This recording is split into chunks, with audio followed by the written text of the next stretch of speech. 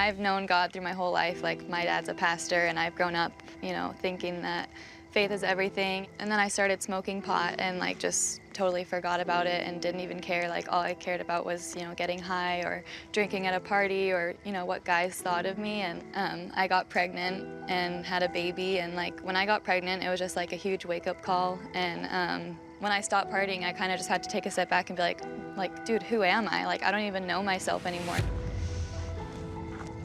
I got back to who I truly am, and like, life is so much better now. I know it sounds weird right now, because if you're still partying, then you're like, but my life's awesome. But in reality, like, you're stuffing, drinking or smoking or, hanging out with guys and girls, like, into the place where God needs to be. And like, the voids that you're trying to fill with that kind of stuff, like, God can take care of that, and He's gonna like fill you with love. I hope that through my story, people will feel encouraged, because I was really at the lowest that I've ever been, and through God's help and my family's support, I'm coming out on top and I'm doing really well. And I think that if they can recognize that, then maybe they'll strive to separate themselves from their old lives as well.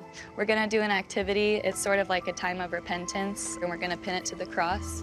And it's basically just symbolizing that God is taking that. Like, you don't have to worry about it because it's in God's hands. If any of you guys want to read it out loud before you pin it on the cross, that would be awesome. I'm getting rid of fear.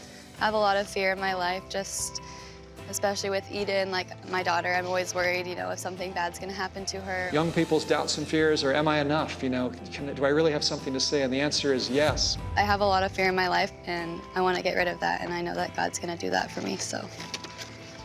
We need to be careful that we don't underestimate the power of young people.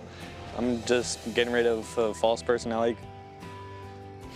And we need to encourage one another in this hour, where there's a lot of self-doubt and a lot of criticism. So mine is my addiction to pills.